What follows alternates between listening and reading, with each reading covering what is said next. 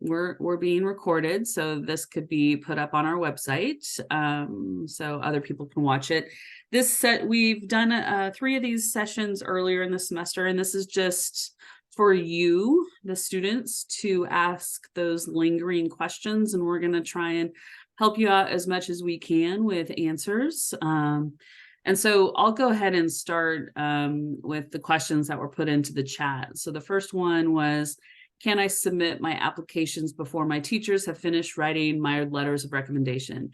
Absolutely, yes.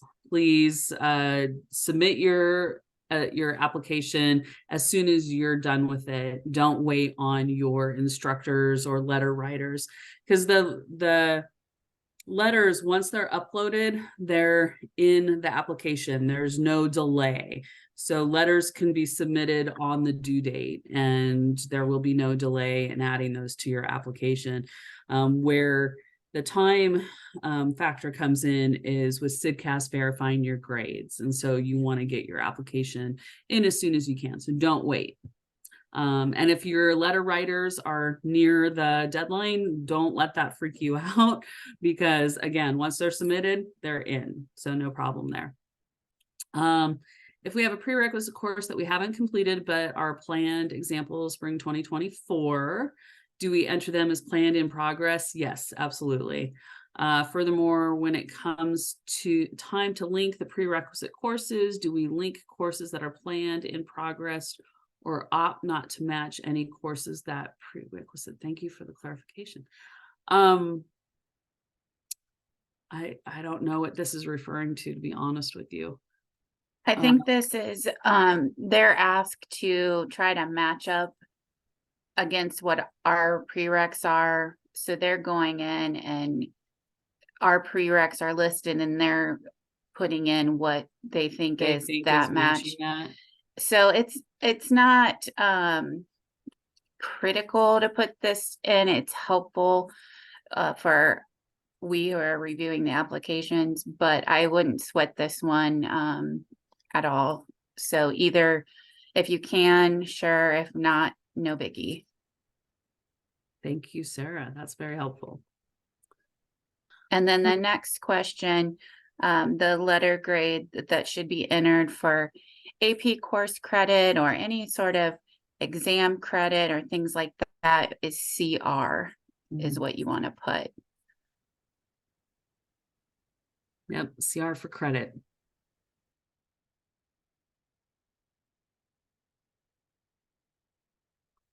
Thank you. The next question is inputting observation hours for observation time into CIDCAS. Just if it's general observation hours, for example, if they're observations from master clinician from the 3360 class, if you're here at Ohio State, I believe those are passive observational experiences, and you should list them under the experiences section. Now there's a new section in CIDCAS apparently called guided clinical experiences. And so this is if you have direct communication with a clinical educator. This can be conducted verbally. So if you have a debrief after a session or a discussion with a clinical preceptor educator, or it can be conducted through written records. So if there's any sort of interaction with a clinical educator, that would be considered a guided clinical experience, and CIDCAS is asking you to enter those in separately. So either in the experience section or answer the guided clinical questions, clinical experiences, sorry. Did you see there was just a follow-up question about that, about the guided clinical experiences in the aphasia initiative? What do you think? I would imagine the answer is yes. I think so too. Yes, because you are, Laura, you are working with Professor Brello or Aaron Sheeler in the aphasia initiative, and I imagine that there is a lot of back and forth about your experiences. So I would consider that a guided clinical experience. Under the achievement section, when listing something like making the dean's list, should we make it one tab or include all semesters it was received in one? Since it's the same achievement, I would list all semesters under one tab. I don't think you need to list, you know, especially if you have multiple semesters in which you made the dean list. I don't think you need to make those separate tabs. I don't think it matters. You could do it either way. But, you know, I would treat different tabs as different achievements. That would be the way I would do it. But if you wanted to make them separate tabs, I don't think that would be a problem either. Should we put anticipated Latin honors on the awards section? Sure. I don't see why not. Especially if you do indicate that it's anticipated.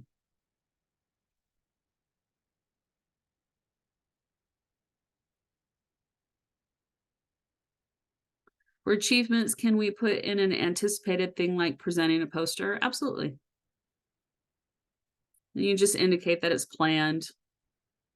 Like if you're going to present at the Denman or at the Hayes Research Forum or at a state or national conference.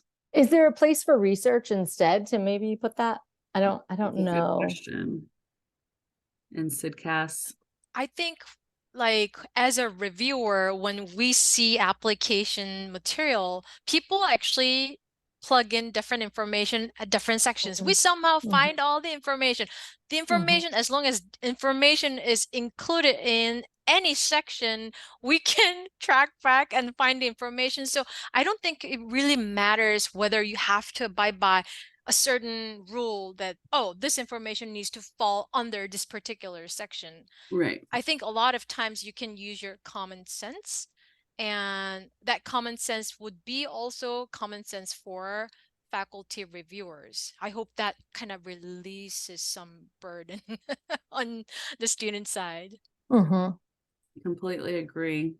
Yeah, so wherever you think it fits best, as Dr. Bay said, you know, we will find it, we will see it.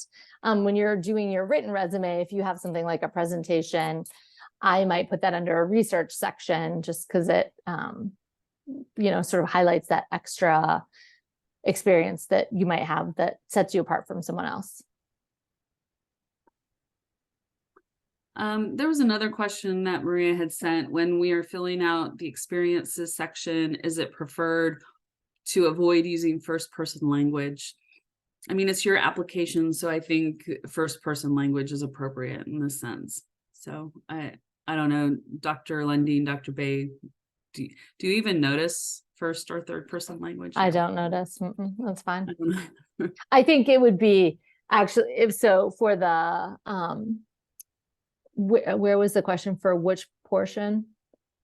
The experiences section. So like I did this, or No, I would think it would be more expected to see first person. right. I would agree. I agree with that. So Morgan asks, many schools want at least 25 clinical observation hours. Will the class speech and hearing 3360 with the videos count? Yes. Yeah, we have not had a problem with that in the past. We've been running 3360 has been the format of that class has been like this for a long time. So I mean, if so, it'll be fine. So yes, those observational experiences count towards that 25 or the total 25.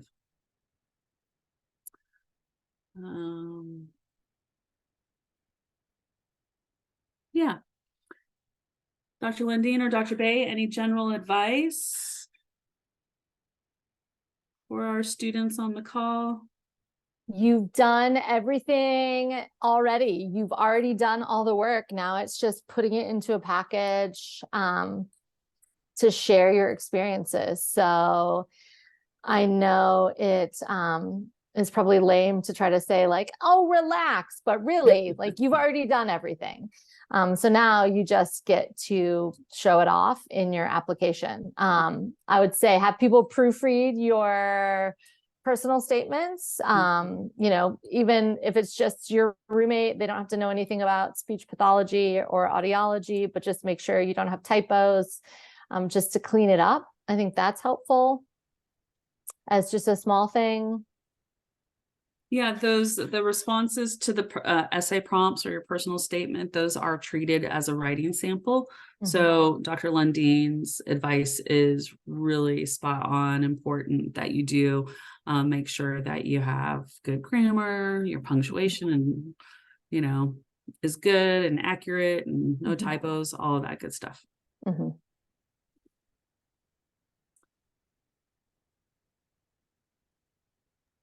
One question I've gotten more than a few times is for the short essays, you get 2,000 characters to answer. Okay. So Is that with or without spaces? that is a good question. I don't know. The SIGCast told me it's 2,000 characters. So when it's 2,000 characters, I always default to 2,000 characters without spaces. Laura says with spaces. Laura says with, yeah. See? Okay, that's good. But the bottom line is, don't do anything weird or abbreviate or cut out punctuation to get in those confines. Just keep it a normal writing within the 2,000 characters, if that makes sense. Yes, great point, Sarah. Because as a reader, I wouldn't know that's what you were doing, and then I would just wonder why you were writing that way. So yeah, thanks. Yeah, that's good. Yeah, don't write your essays like you're texting someone. Yeah, at the beginning, I kind of forgot to introduce all of us. So apologies. I'm Dr. Roop. I'm a graduate studies chair. And on the call with us is Dr. Lundeen, who will be the chair of the MASLP committee, and Dr. Bay, who's the chair of the undergraduate studies committee, Sarah Wendell, who is our graduate studies coordinator, and Maria Roth, who is our undergraduate advisor. So we're all here to answer questions for you. So I did not come prepared with anything specific other than to answer questions that you have.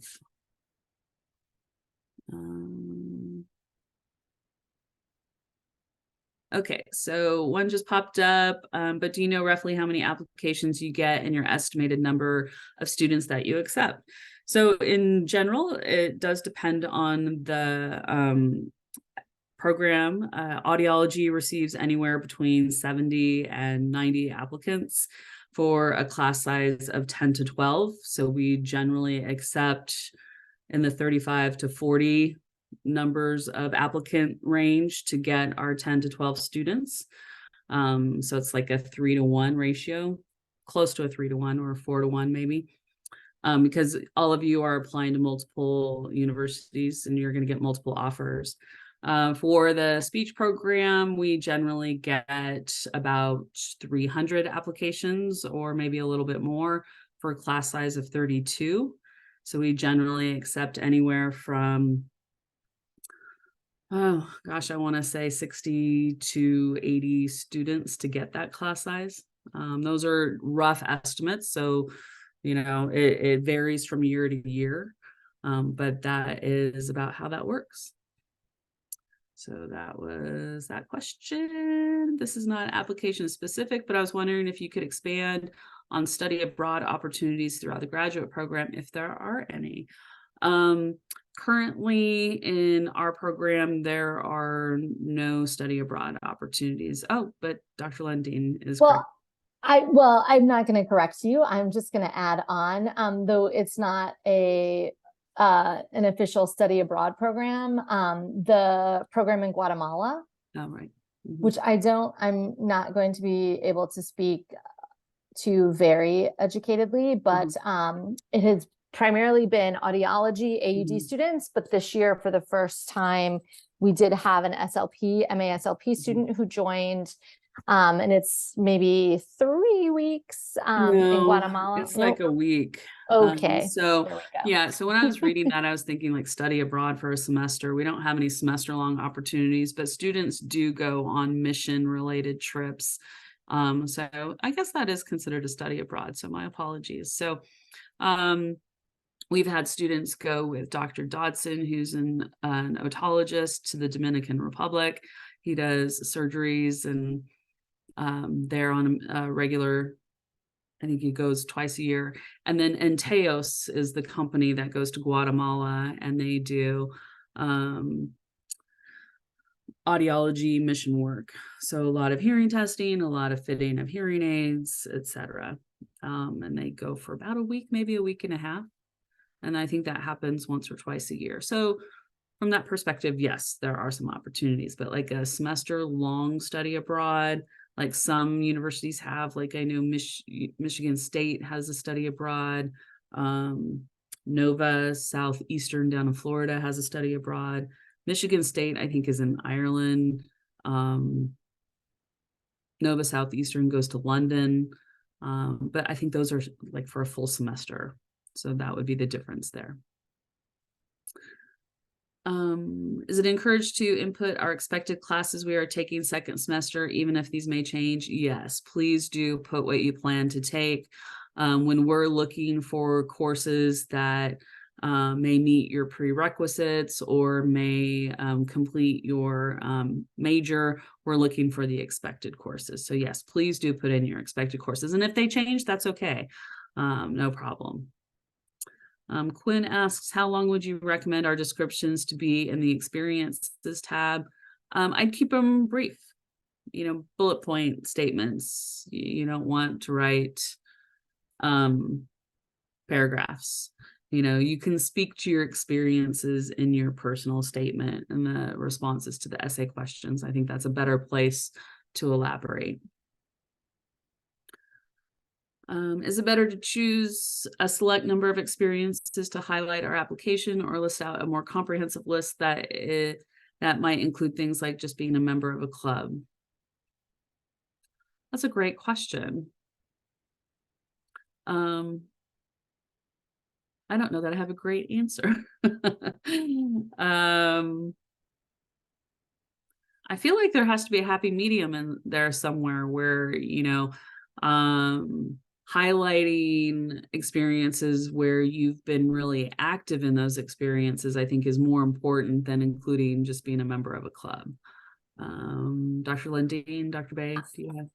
I think I would agree. If you have something, special to say about a particular club that you were just a member of, which is totally fine and appropriate, but you went to meetings and you volunteered or something. But I think something that you can show kind of how you were involved is more important than, a list of a ton of things. Yeah. I agree. And like a lot of times, if you're heavily involved in certain student organizations, those experiences actually definitely would be reflected on some other spaces like personal statement or other essay prompts. And I think we would actually, if I were the reviewer, I would actually try to match that information, like tracking back what was the organization. Oh, she actually spent 3 years doing some like leadership role in that particular organization, instead of like keeping track of how many clubs the student actually has been involved with. I have never counted how many clubs so like someone has done. So quality probably really Yeah. matters in this sense, I guess. Yeah. Yep, I would agree. Yeah, quality over quantity, for sure. Your involvement in those organizations or those experiences, how they speak to your leadership experiences or leadership abilities, or your experience with different types of individuals, all those things I think are more important than every single club you've ever been a member of.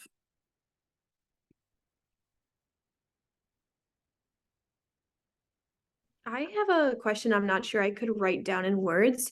But on the speech and hearing website, there's that observation hours form that needs the signature, that needs like what disorder population you worked with. Is there somewhere that we should submit that for Ohio State, or how does that 25-hour requirement get validated? Excellent question. I Sarah, can you answer this one. Well, I just met with Dr. Sontag this morning to talk a little more about how these guided observation hours work, because we are getting more questions now that that's part of the application. So I'm not sure where the form is on the website. You can, you don't need to worry about that now. What, are you in 30, is it 3360? I'm in 3370S, the aphasia initiative, but I also have previous clinical observation from other Okay. places. So what will happen is, if for OSU, that's all I can speak to, is if you were admitted to OSU, part of the onboarding and first semester process is getting everyone hours, and there's a survey form that Dr. Sontag sends out so she can get feedback from everyone on where they are with hours. And anyone that doesn't have the 25, we will help you get those. And this is an ASHA requirement that you'll have to have these hours by graduation. So if you're admitted to OSU, that's part of the onboarding process, is getting the correct paperwork you need so that we have all of that on file. Other schools, I'm not sure how they're doing it, but that's how we are doing it. Yeah, some other schools may require you to have those observation hours complete before you, as part of your application process. Laura, where's that on our website? I have it. Let me grab it down from my bulletin board because it's right here, but it's just a table like this. And I have a bunch of pages of it. And at least it was on the website. I don't know if it is anymore, but I definitely printed it from the speech and hearing website. All right. I'm not sure where that is. I'm looking right now for it. I didn't think it was posted on the website. I give students those forms. They're from like 360, like years ago.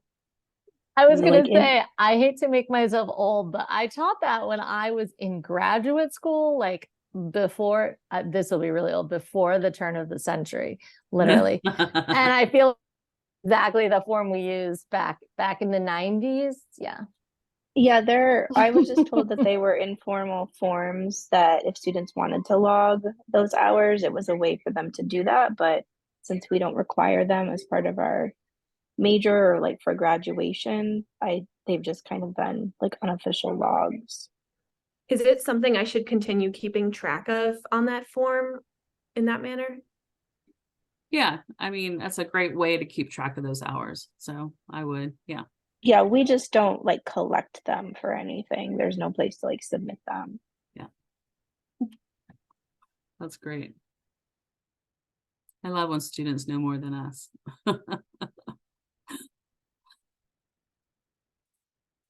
All right. Any other questions? Any burning questions?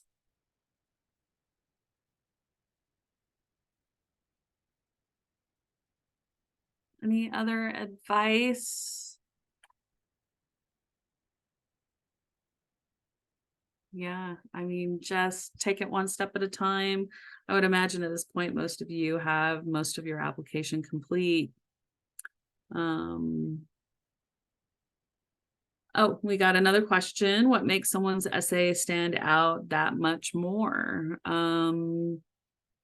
I think if you write about specifics about you and your lived experience and things that you've done and things, things that have led you to speech and hearing, or to want to apply to the SLP program and the audiology program, I think that's more compelling than statements of, I just really want to help people.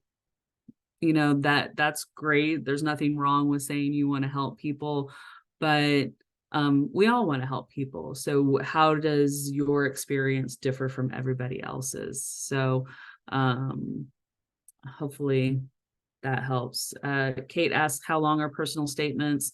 Well, for Ohio State, we have specific prompts, specific questions that you have to answer. I think there's 4 of them for each application, and each one has a text box where you're limited to 2,000 characters. So that's how long.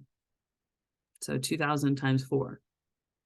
And I'm guessing other universities, though, I'm not 100% sure, would have specific guidelines about, Right. please submit a personal statement that is not more than, 2 Right. pages double spaced, or.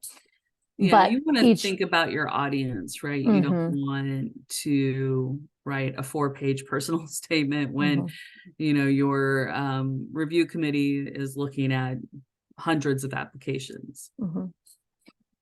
The other thing I would add to what Dr. Roop just said is when you're answering those questions, or, some of those themes from the OSU questions would be appropriate for a personal statement, is just thinking about, what makes you unique from the other applicants who are going to be applying to that same program. So as Dr. Roop said, taking your experiences, but thinking about, what it is about you and your experience that makes you different or makes you unique, would make you a valuable addition to the cohort in that program or at that school. So it could be, this could be lots of different things. It could be that you worked, 40 hours a week all the way through school. And that's why you weren't able to be involved in clubs, or you had leadership positions in clubs, or you had a research experience. It could be, there are all kinds of ways this can be applicable to your future career, or your desire to go to graduate school. So just thinking about what it is about your story that is unique that you can tell to your readers. I absolutely agree with what Dr. Roop and Dr. Lundin actually mentioned, but if I add a little more, we all kind of have different life experiences. So as reviewers, we also kind of have different viewpoints. Some people may weigh something more, the other person may weigh the other thing more. But what's really interesting is that after we review, all the scores are compiled and we see similar things and we value certain things highly, and our scores are pretty agreeing with one another, which is amazing. And I think that's good that we are pretty consistent in terms of our reviewing, even though we have different perspectives. So that kind of comes back to your own story, the importance of your own story, because that resonates in reviewers views, I guess. And again, we all compare and compile all the scores in the end. And so I think I don't know where I'm trying to go, but I guess my point is that you can provide your own story. We will hear your genuine stories, and whether it being your intensive working experience, which would limit your club activity, other stuff, or your extraordinary academic record with flourishing academic productivity with minimal level of work. I don't know what weighs more, but in the end, when we actually review all the applications, I think our scores are pretty agreeing with one another. So I guess, yeah, I don't know if that made sense. Made sense to me. I see all the ratings of all the faculty, and we are very consistent. And I would agree wholeheartedly that each of us comes at reviewing applications from a little bit different perspective, and yet we're highly consistent. So yeah, just this is your time to shine the light on yourself and show us who you are.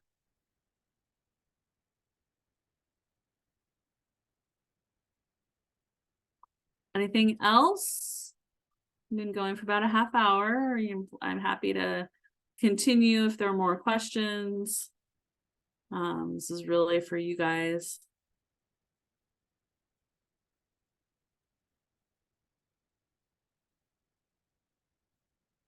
Last call. All right. Would you recommend writing Yay. any kind of COVID related essay? It didn't affect me too much, but I did take a class pass fail, which it shows on my application. Is that That's something worth my time? fine. Yeah, I don't think you know, unless there were extraordinary circumstances related to COVID, I think we're kind of at that point where we don't really, what you just described, I wouldn't address in any great detail.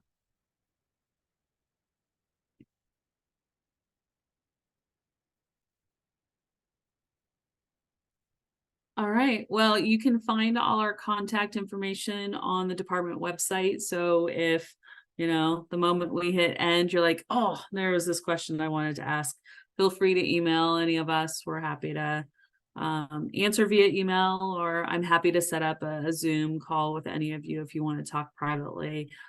Just reach out. All right. All right. Thanks to everyone. Good All luck with your right. application. Yeah, good luck. You're going to do great. No worries. Thanks for attending, everybody.